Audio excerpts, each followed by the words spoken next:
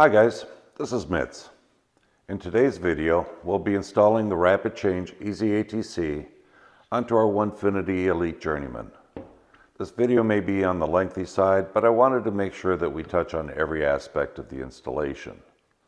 We'll be installing it as a surface mount onto the spoilboard surface using the provided aluminum riser block. I'll also go over the supplied components, how to install the wiring inside of the Masso controller, how to locate the ATC onto the spoilboard, and create a toolpath for drilling the locating holes for the riser block locating pins using Carveco and Vectric, and how to capture the necessary coordinates for the Toolsetter and first pocket on the ATC. Later on, I'll go over the Rapid Change web user interface and what we need to do once we export the subroutines. I'll be including the Carveco and Vectric files shown in this video and provided link in the description. I'll also provide an SVG that you can import if you use a different software. So let's jump right in. In your packaging, you'll receive the Easy ATC, a pocket centering disc with a steel pin, a couple of deep tool cups and extra cup discs, and an extraction tool. And there will also be a registration card from Rapid Change ATC, which provides the activation code to log into the WebUI, the aluminum work surface riser mount, all of the necessary hardware to mount the riser block to your spoilboard and the ATC to the riser block, and this also includes the locating pins and the screws for the Toolsetter.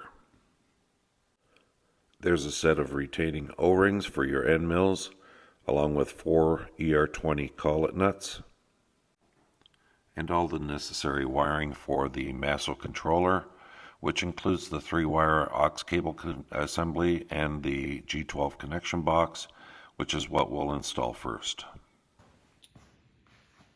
So if you look at the harness, it's got a little screw on the backside and a T-post, which will allow you to sandwich that onto the back of the Masso.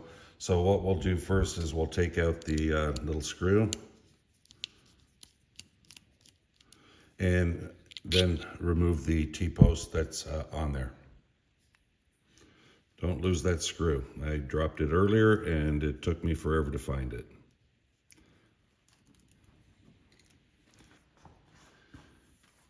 So we're at the back of the Masso at the moment, and what we'll do is we'll take that harness and we'll feed all the wires through. We'll go in from the lower section, the opening that you have on the back of your Masso, and I find that it's easier to, first of all, tilt it and place the upper clips in place and then push down to get it to snap in. Once that's snapped in, we're going to take the T-bar, and from the front side or inside of the Masso, we're going to locate that so that it pinches the unit inside, holding it in place. So we'll bring that in and we'll place that into the T-slot location, and we'll push that right in there. Make sure not to pinch any wires. And we'll take that small screw, and on the back of the Masso, we'll tighten that up so that that connection and bracket are firmly held in place. Okay, we'll get that screw placed in there. We'll push in on that T-bar from the inside of the Masso, and we'll just tighten that up.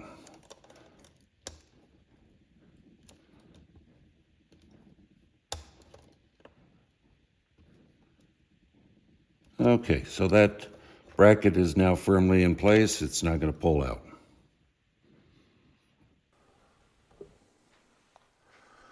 Okay, we'll take the 3-wire harness that came in the kit, and they're labeled aux 3, 4, and 5 on each end. And we will feed that wiring down behind all of the other wiring that's in here and try and get that somewhat neat.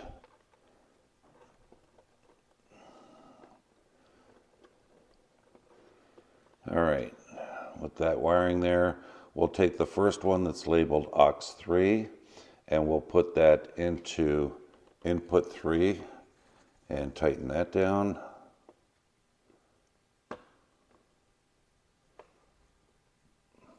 We'll take the next one that's labeled aux 4 and we'll put that into input 4.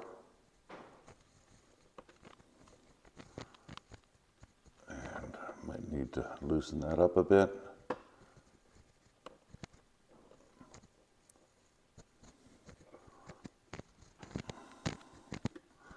Okay. And then we'll take the last one that's labeled input 5 and we will put that, I'm sorry, it's labeled aux 5. We'll put that into input 5. Make sure that you've got the wires well seated and that they're tight.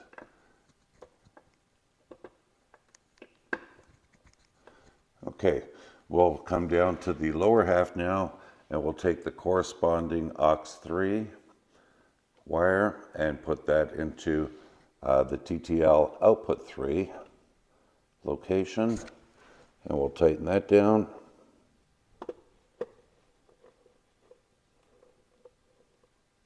Okay, the one labeled aux 4, we will put that into the aux 4 position.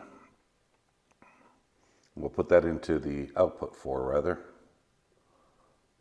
and get that tightened down. And then the last one that's labeled aux 5, and just double check, yep, aux 5. We'll put that into input 5 and get that tightened down as well.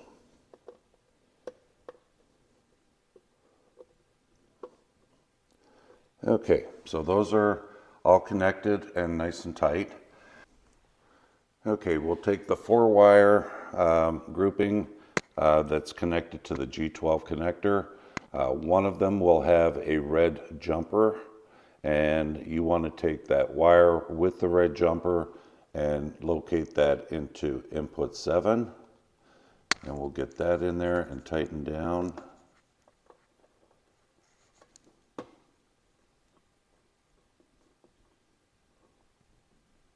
Okay, that's tightened down. We'll take the red jumper and put that into one of the power outlets. So I'll connect it to the center here because I've got space for it. And we'll get that tightened down. I feel like I need 3 hands here.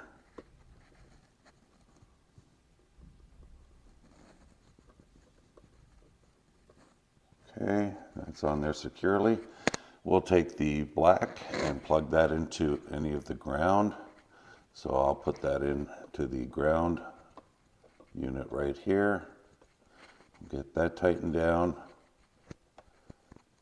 And then the last red wire is a power wire, and that would get plugged in on any of the red power, but I'll plug that in here.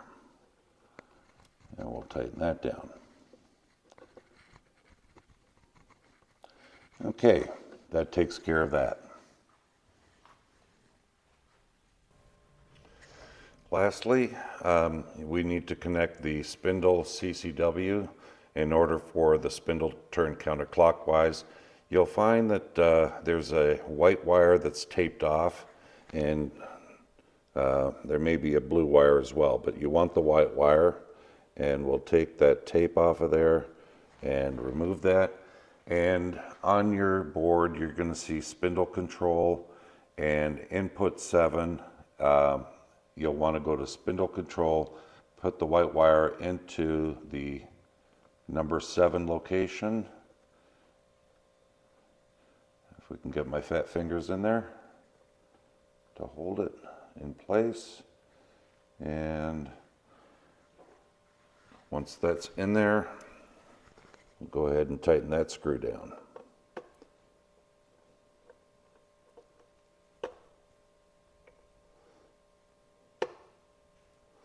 Okay, that's securely in there.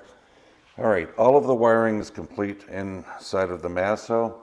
I just want to point out is that the red wire can go into any of the red terminals, power terminals on the board, and the black wire can go into any of the black terminals for ground. I've just located mine here. I think it might just be easier for me to remove this one up here in the top left and move it over to this one, because then I can move the wires around behind a little bit easier and keep things a little neater inside the box. So I'll just go ahead and put that in there. And we'll tighten that one up.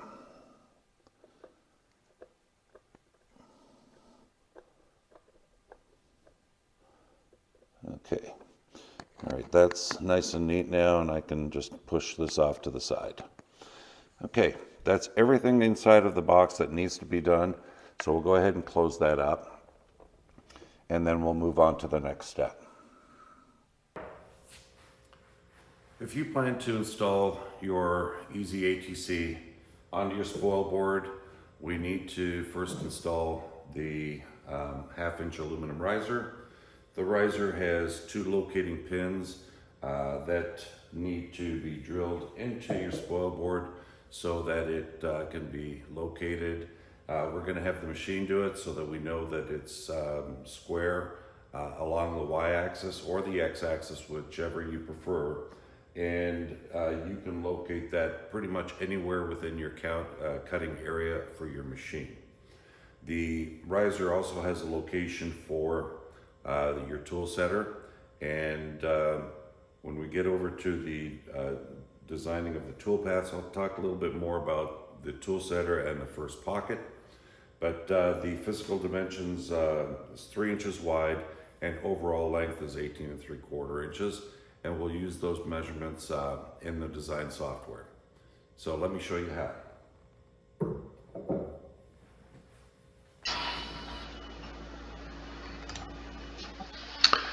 In order to mount your Easy ATC to your spoil board surface, we need to make a couple of decisions. First of all, what is the orientation that you want to have for the Easy ATC, whether you want it to run parallel to the y-axis or horizontal in the x-axis. The second decision is where you want to locate it on your spoil board. That's why I've got these vectors here for the woodworker, the journeyman, and then the foreman, so that you can make some decisions on where you want to locate it. You could easily just grab that vector and drag it across to wherever you want, and we'll go ahead and do that. There we go. And we can drag it across to wherever we want. If I wanted to mount it over here, I could do so. Or the other option would be to just decide where you want to move it by using the transform tool, move selected objects. So let's say I wanted to keep it in the Y orientation and move it in X, bring it in about 1/2 inch and back 6 inches. I could do that and enter 1/2 inch for X and 6 inch for Y. We'll hit apply and it'll move it back for you. Okay, so that's that. If you wanted to rotate it in X, then what we would do is we would come up here to transform, hit your rotate selected objects, and we'll enter in -90. And the reason being is that the tool setter should be facing towards where your controller is, because the wiring for the ATC comes off right beside it, and you want to have it located accordingly. So we'll go ahead and do that, and then we'll just go ahead and line that up to the edge, and we'll go to the left edge and the bottom edge. Okay, so now that it's located there, my preference would be to locate it across over on the far side, because most of my homing and most of the work that I do occurs in that front left quadrant of my surface. So I'll just go ahead and highlight that, and I will say I want to transform move selected object, and I want to make sure that I'm moving it relative to where it currently is. So I'll move it over in X 13¼ inches, and in Y we'll call it 1 inch. And we will go ahead and do that. And that'll move it over to where I want. Once we've done that, I can go ahead and select the vectors. Again, because they're grouped, we have to ungroup them. So we'll go ahead and do that. Ungroup to original layer. And then we will select the vector for the locating pins, and that one. And then we will create a toolpath for it. Now I use a 1/8 inch bit. I'm going to create a pocket toolpath. I'll use a 1/8 inch bit, and I'm going to go 1/2 inch deep. We'll remove the 1/4 inch. We'll select a 1/2 inch. I'm sorry, an 1/8 inch rather. 1/8 inch bit, end mill, right there. We'll go ahead and select that, and then we will create the toolpath. We'll calculate that, and you can see it's there. It looks like it's not all the way across because we've located it here for the woodworker, and as you can see, it will be up against that side. So now that we've got the toolpath, there's two other things that we need to do before we move to the machine and carve these locating pinholes. The first thing is that we need to find the coordinate for the Toolsetter. And in order to do that, we'll come back over to the transform, move selected object. We're not going to actually move it, but we're going to change this over to absolute, and we will get the coordinates for the center of that vector or Toolsetter. The anchor point is in the center, so that means the center has these coordinates. So jot these down. The coordinate for your Toolsetter, you will jot down the X position and you will jot down the Y position. Do not use my values because this may not be where you're locating yours. Okay, if I were to move that around, it would be a different coordinate. Then we'll do the same for the first tool pocket, and we'll go back. We'll find the absolute value for the center of that tool pocket, and we will jot that down for pocket 1, which is what we need. The rest of the pockets will be calculated in the web user interface, but we have to enter the value for the first tool and for the Toolsetter, the X and Y coordinates. So important there. Okay, now we'll take this out to the machine and we'll carve our locating pinholes.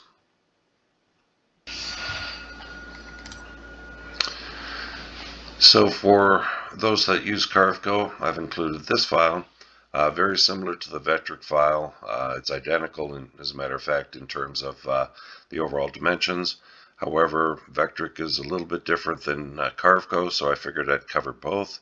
Again, we need to determine what the orientation is, and we need to also decide where we want to place the the ATC, the Toolchanger, on our work surface. Again, I've highlighted the woodworker vectors for the cutting area, the journeyman, and then the foreman is the whole item. But let's say we have the journeyman and I want to locate this over on the far right. Now I know that this is 3 inches wide, so I am going to come over in X 45 inches, and in Y I want to locate it back, let's call it 4 inches. So what we'll do is we'll highlight the vector. We will then open up the transform tool, and you have this section here for move. We will move it over in X 45 inches and back in Y 4 inches. We'll hit apply. And as you can see, it moves it back over to the far right of the journeyman's cutting area. The spindle will still be able to reach the tool pockets and the Toolsetter. Once we've done that, we can then ungroup the vector. If this is where we want it, we'll ungroup the vector, and then we will create the toolpath for the locating pins. We'll select the first pin and the second pin, and then we'll create a toolpath. As I said, in the Vectric, we'll create an area clear or pocket toolpath. We're going to go a 1/2 inch deep, and we're going to use an 1/8 inch tool. So 1/8 inch down cut, we'll select that. We will do a offset strategy, and we'll enter our material thickness here. Not that that's important, but Carveco won't let you finish up until you put in a dimension. So I've got 0.75 in there, and we will calculate that. All right, so now that's calculated. The last things that we need to do is to determine the location of the Toolsetter, the center point of that vector, as well as the center point of the pocket 1. We will have to enter these into the web user interface. Once we've done that, then the ATC will move to the appropriate coordinates, and the individual pockets, the remaining pockets, will be referenced off of pocket number 1. So that's why we capture those. So if we come in here and we just go to the Toolsetter first, we'll go to transform. You'll see the origin position, and this is to the center of that vector. So my x coordinate for the Toolsetter will be 46.15066 in x and 5.20291 in y. I'll jot that down for now, and later on when I enter it, I'll be entering it into the web user interface. Then we do the same thing for pocket 1. We highlight that, and it gives us a coordinate of 46.5 for x and 8.95043 for y. Again, we will go ahead and jot that down, and we'll be entering that into the web user interface. If you wanted to select, let's go back here. I'm going to turn off the toolpaths themselves. But if you wanted to orient this in the x-axis, I'm going to group these back so that nothing gets lost. You would just come back in here to the transform tool, and you can rotate here. I'm going to make this 90 degrees, and then I can move it to wherever I would like on my spoilboard. Just making sure it's within the cut area for the particular machine you have. So that's how you would change the orientation from Y to X. But I'm going to go back and just put it back to where it was because I've already created the toolpaths. So we'll take the toolpaths out to the machine, carve the holes, and then we will get things installed. Corner. I got to thinking about it the other day, and if I'm doing most of my work in the center area, it's a lot shorter distance to the left side than it would be to traverse the whole table, pick up the next tool, and back again. So that's what I decided on, was to keep it over on the left. And then I pushed it back so that if when I mount the rotary on here, I still have the room to get it mounted up front and away from the ATC. So, okay, now that we've got the holes drilled, we can get the riser plate mounted, and go ahead and mount that in there. Get that in nice and tight. Okay, and we'll go ahead and attach the screws.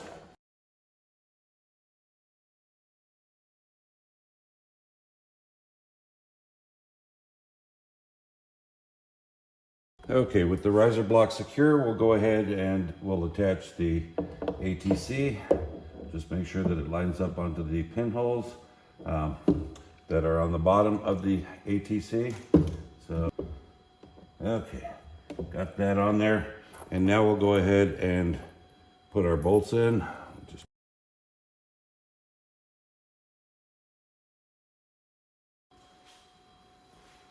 Okay, now that we've got that in, we'll go ahead and install the Toolsetter and place that up front here where it belongs.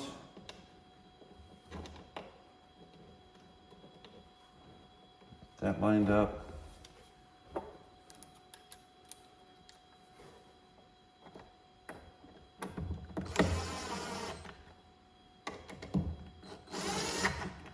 Okay, very good. Got everything done that needs to be done as far as this is concerned. I'll worry about wire management here in a little bit, but let's move on to the next step. We're going to go to the F1 setup screen. We are going to go to the Toolchanger, and we're going to select the linear Toolchanger type 2. The three areas that we need to focus on is the number of slots, the tool change feed rate, and the slot position X and Y coordinates. What I've done with mine is I made a total number of 5 slots. And the reason for that is that I've got the 4 slots for the tool changer, and the 5th slot will be designated as a manual. So all of my bits are numbered accordingly to match the 4 slot positions. So tool 1, tool 2, tool 3, tool 4. All of my other bits in my design software are labeled as tool 5. And regardless of what I use, whenever I need to use one of those tools, it will go to the manual tool change location. The tool change feed rate should match up what we have in the WebUI, and that should be 78.7 inches per minute, or roughly 2,000 millimeters per minute. And then we go in and we change our offsets for all of these to match up what our coordinates are for the tool changer. So on mine, my X position is 1.5474 in X, and in Y it is 14.5340. 14.5340. I'll repeat that for every single one of these, and we will get those entered up here.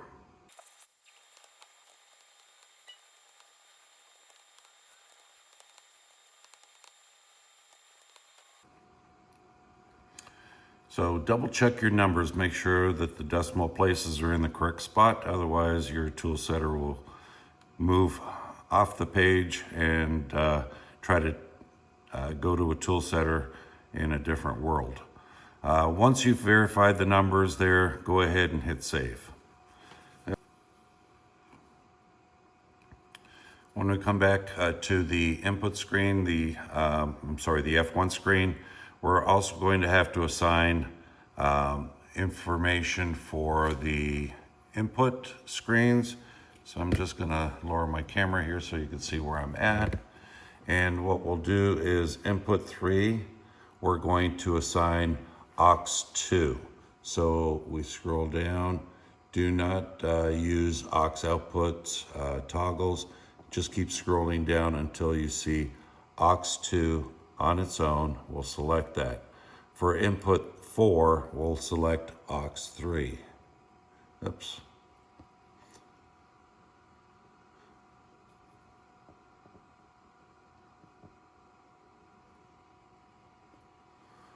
And select that. Input 5 will be aux 4.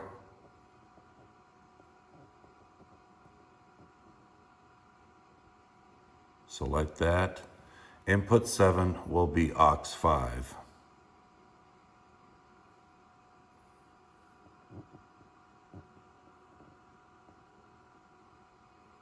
And we'll select that. And we'll come over to the other side, and on output 3, let me just raise my camera back up again. There we go. On the output side, we're going to select output 3 and call that aux 2. Select input 4, that would be aux 3. Select that.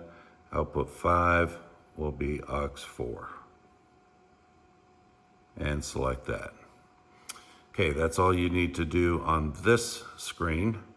And a couple more settings that we need to take care of is the auto tool 0. We have to enter the position for our tool setter. And again, we'll enter those in here. And my tool setter location is X is 1.5474.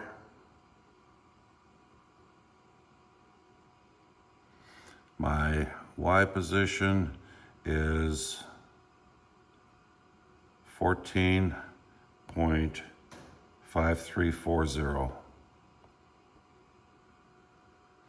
Verify that the decimal places are in the correct position. We will go ahead, we'll enable the auto tool 0, and we'll hit the enable for X, enable for Y, and we'll save. And all right, the last screen that we go into is going to be the F4 screen, and we're going to enter in our tool names. So for tool number 1, I have a 1/4 inch Jenny.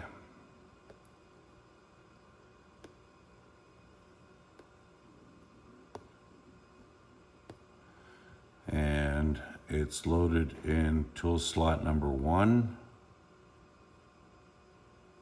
And we'll hit save. Slot tool number 2 is going to be my 60-degree V-bit.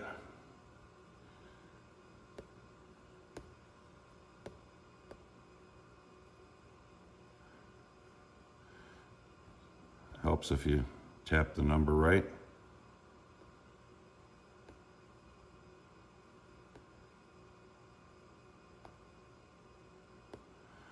And that's going to be in tool slot number 2. We'll save.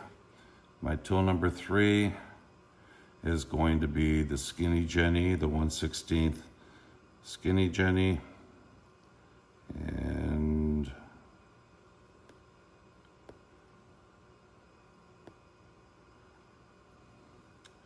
(1/16) tapered ball nose.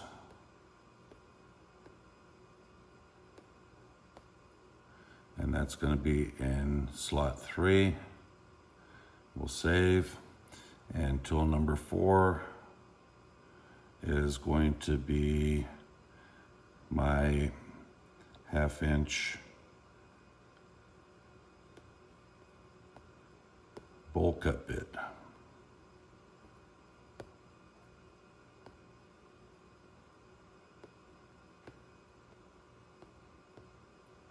And that's going to be in slot number 4. Okay, I'm going to save that. And then the 5th slot, I'm going to call this manual.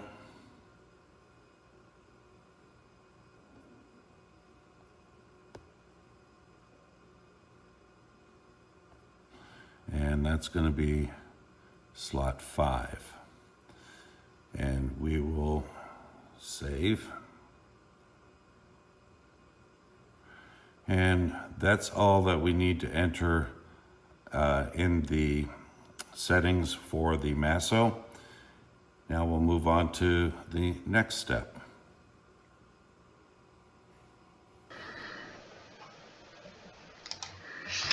Here we are at the Rapid Change ATC website for ATC services. This would be where you would access, get your access to the web user interface.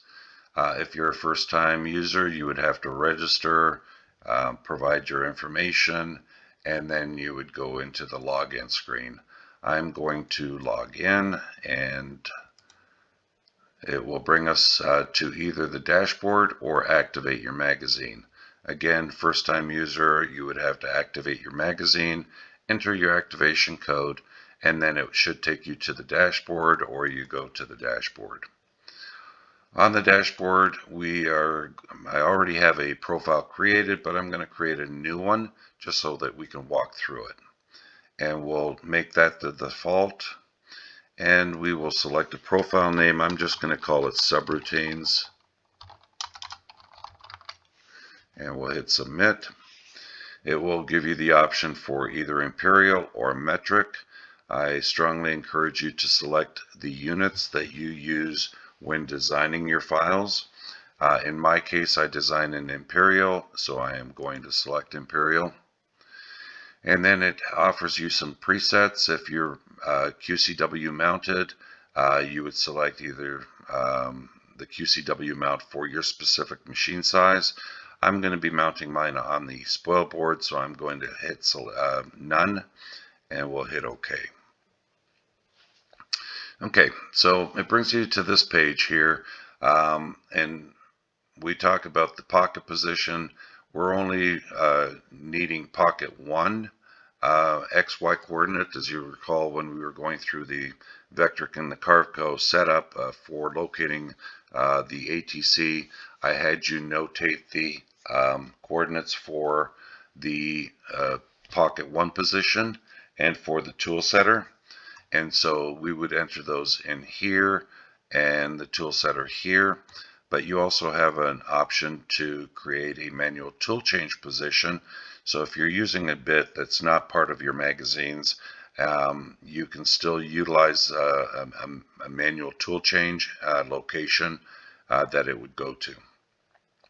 We still need to get our Z position, which we haven't captured yet. And we're going to do that, and we're going to utilize this find Z position. I'm going to export that routine to my USB drive. We'll go ahead and select. It's going to generate macros, and it tells you the files exported successfully. So we're going to go back out to the machine with the USB, and we'll go through that process, and then we'll come back and fill in the rest of this form.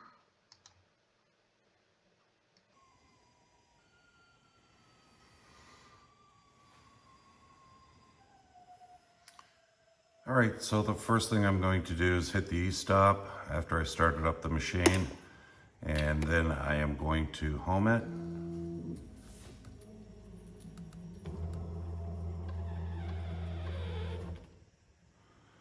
Okay, once it has homed, I'm going to make sure that my X and Y are reading 0. If yours isn't, just tap on the X and the Y to set it to 0. I had previously recorded a coordinate for my pocket 1, and I am going to go to the F2 screen, and I'm going to go to the MDI button, and I'm going to enter in a command to move to the center of pocket 1. So I'm going to type in G00. I want my X coordinate to be 1.875, and my Y coordinate Y is 18.326. 18.326. And I am going to hit run. So it's G00, X 1.875, Y 18.326. We'll hit run. Coordinates are now reading X is 1.875 and Y is reading 8.326, which is the coordinates that I had captured from my Vectric and Carveco file.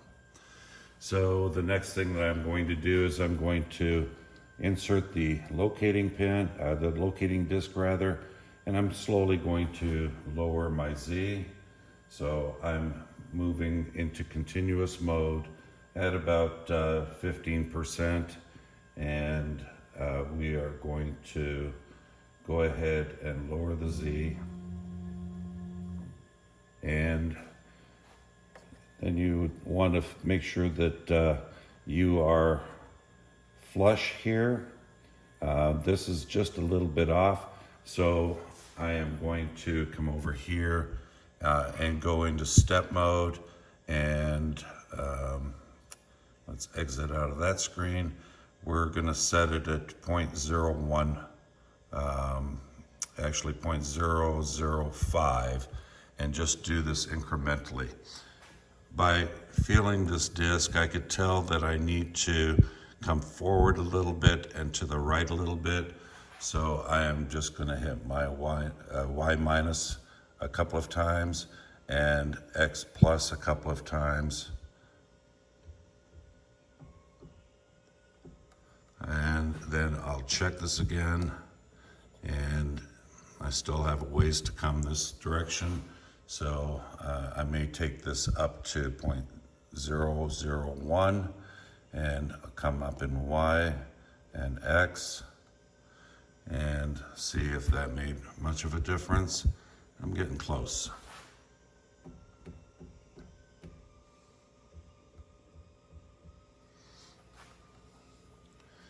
And still need to come forward a little bit more.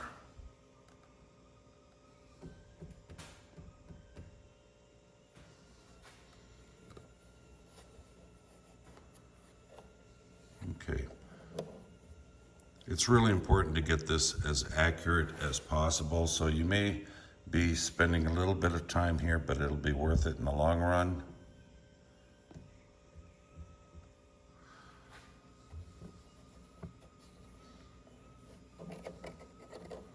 Okay, that looks pretty darn good. I'm going to come forward just a little bit more.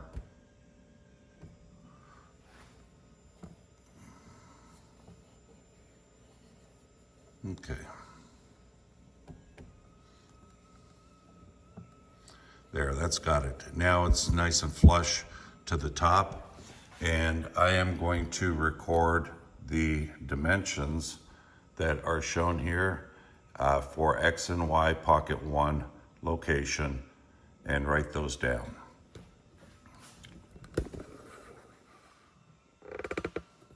So I have for pocket 1, my coordinates now are 1.8854 for X, and for Y it is 18.3059.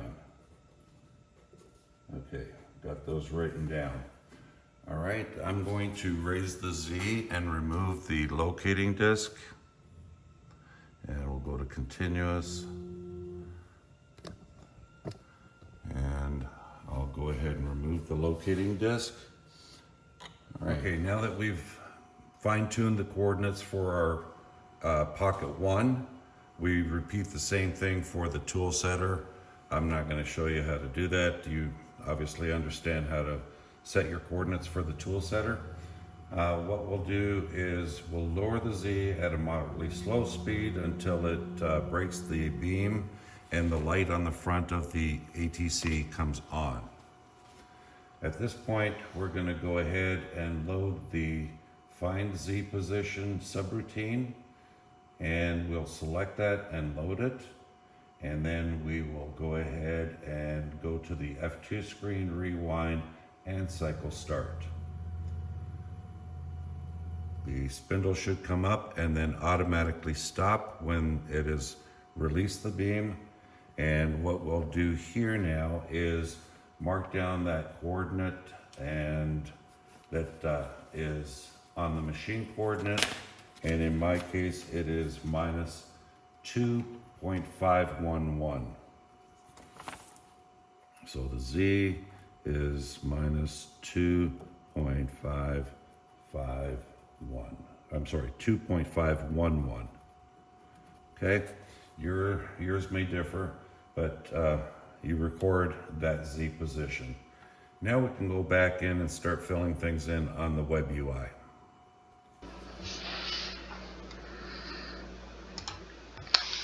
Now that we've completed our fine-tuning for the coordinates for the Toolsetter and the Toolchanger Pocket 1, we can come back into the profile that we started to create earlier, and you would hit this open profile icon and it'll bring up the categories again.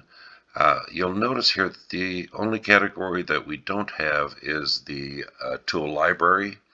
So what you would do is come up here to the gear icon and come down to the tool library and select that one, and it displays it on the screen. I wouldn't mess around. You can certainly open them up and see what they all do, but don't mess around with those because you can get into a heap of trouble, and trust me, I know. So we'll hit apply. Okay, so we'll come up to the X position for pocket 1, and we'll enter the coordinate there.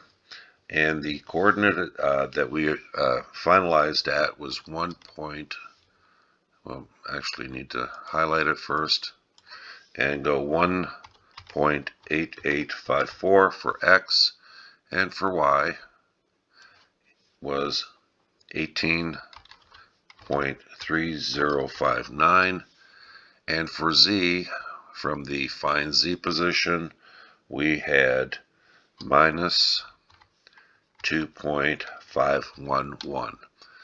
Very important. It's going to be a minus number, trust me. Once you've got that completed, and you see here I did not capture the Y position, so I'll come back in and enter it again, 18.3059.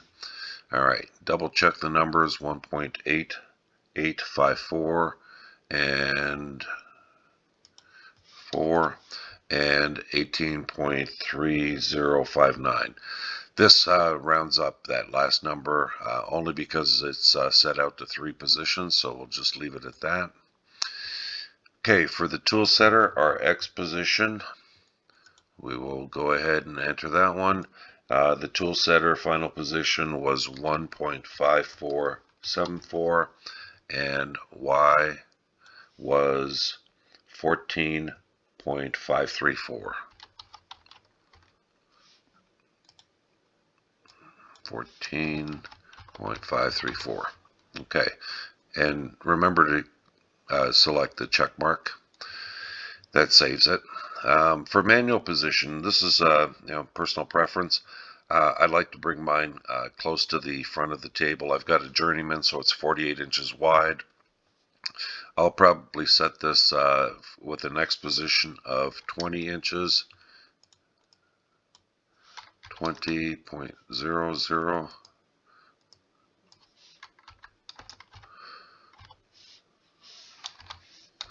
And a Y position. I don't like having it all the way up to the front in case a bit were to fall out. It would drop onto the floor. I'd rather move it back about 3 or 4 inches. So I'm going to go with 4 inches, and we'll hit the check mark. Okay, now for the tool library. Let's go ahead and enter these up, and we're going to edit tool 1. We're going to, instead of calling it tool 1, we're going to call it our quarter inch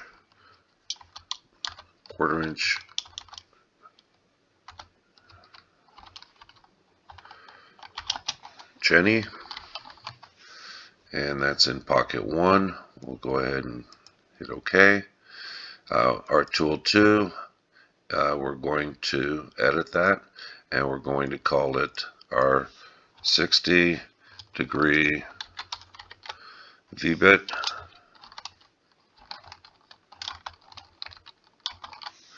And we'll hit check mark there.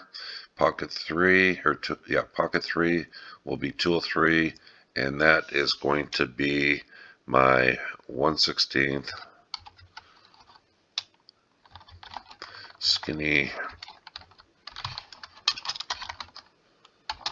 tapered ball nose, check mark.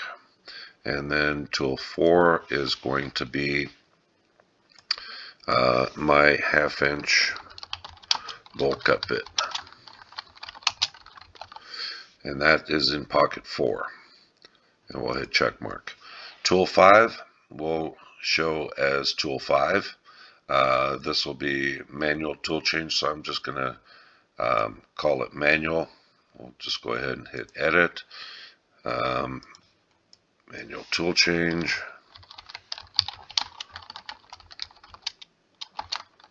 and pocket would be manual. So it would know that if you have a tool 5 in your toolpath, it would go to the manual tool change position, allow you to change out the bit, then move on to the Toolsetter. When you hit cycle start, it'll go to the Toolsetter and then proceed with your carving. So this is all we need to have. And then the last thing you do is you're going to export this to a USB drive. And I forgot to bring mine in, so I will go grab it, and then we'll go ahead and export it and save it to the subroutine folder.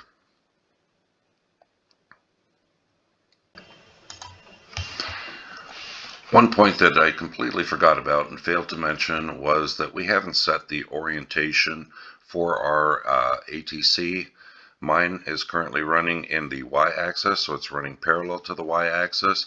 But as I pointed out in the layout segment of this video, that you could also run it in the x-axis from left to right. So to set the orientation, we'll come back up here to the gearbox.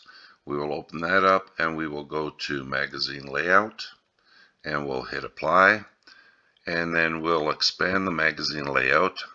And currently mine is showing actually correct. It's in the y-axis and it is moving in positive from pocket to pocket. So in other words, pocket 1 is to the front and pocket 2 will be in the y plus direction or further back. And the offsets are 3.937 inches, which happens to be 100 millimeters, and it's exactly what the offsets between the pockets are. Do not change this. Do not change the positive, because otherwise the ATC or the spindle will move to the opposite, in the opposite direction. So I've got mine set. We will go ahead and now export the ATC operation subroutine, and we will select our USB, and you'll get this message that macros are generating. Once it's complete, you should get a successful message up in the top right corner, and files exported successfully. So we're good to go. Now we'll take our USB and go back out to the machine.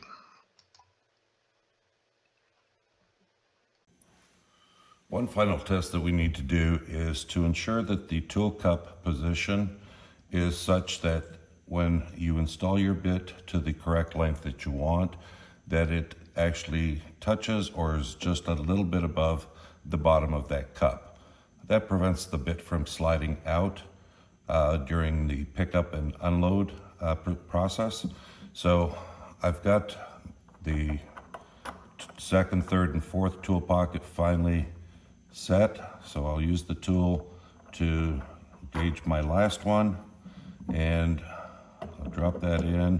What I've done is I just take another bit and insert it, and I can feel it when it's bottomed out, but not so high that it's raising that tool collet nut up in the air. So that one looks good, and we're ready to run our first test.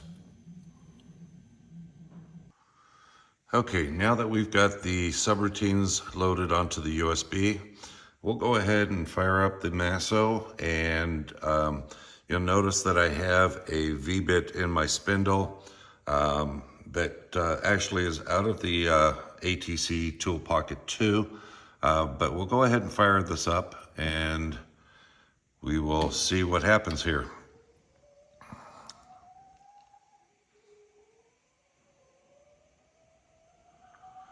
I'll go ahead and press the E-stop and release it, and then I will double-click homing,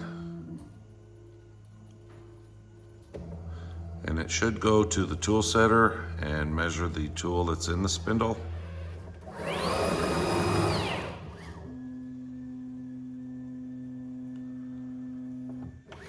And it does. Great. Okay, so we have a tool 2 in the spindle. We have tool 2 showing up on the Masso.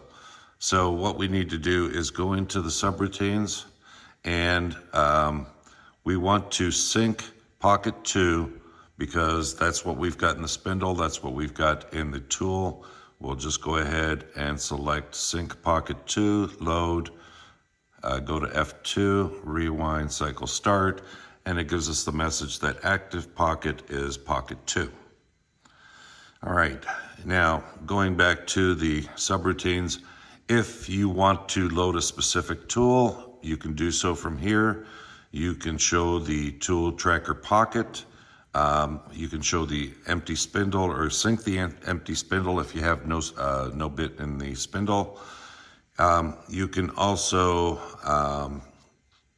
now keep in mind, if you sync an empty spindle, it's still going to go over to the Toolsetter. You have to manually trip it. And if it happens to be the tool that, if your file shows it needs tool 1 and Masso is showing tool 1, it's not going to measure that tool. You'll have to go into the F4 and manually probe for that Toolsetter with the Toolsetter.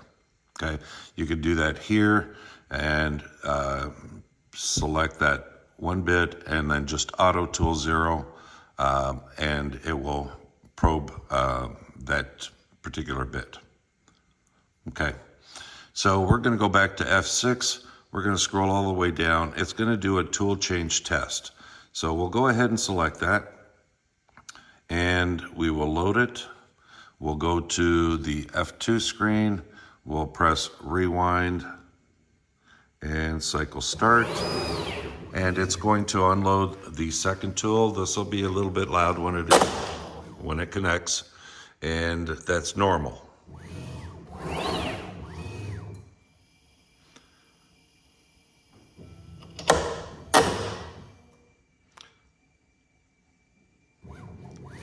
So this will run through all 4 bits and also a manual tool change. And we'll speed this up for this very, very lengthy video.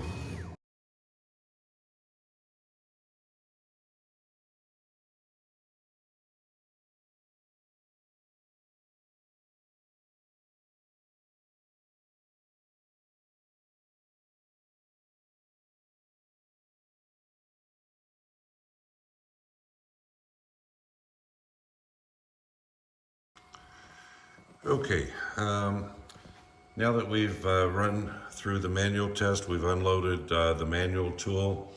You don't have to reload or go through the subroutines anymore. Once you only do that at the very beginning when you first turn it on, so that the Masso and the subroutines or the ATC are synced up and running, understanding each other. So I've downloaded a file, ATC test, onto the USB in the subroutine folder, and we'll go ahead and load that up. And it should show, what it is. So I've got a toolpath that uses a 1/4 inch, a toolpath that uses the V-bit for the letters, a toolpath that uses the tapered ball nose to do a little dimple, and then a bowl cut bit inside of here. So we'll go ahead and get this started. We'll load the file. We've already loaded the file. We'll go to F2, we'll rewind, and we'll press cycle start.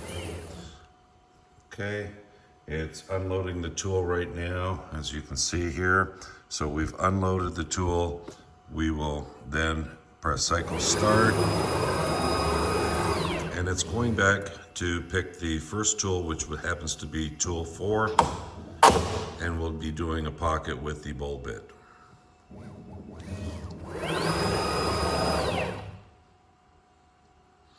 Just as a side note, I did arbitrarily set an XYZ 0 as if I had probe material, but it's just going to be an air carve, and we'll run through this at a faster rate here.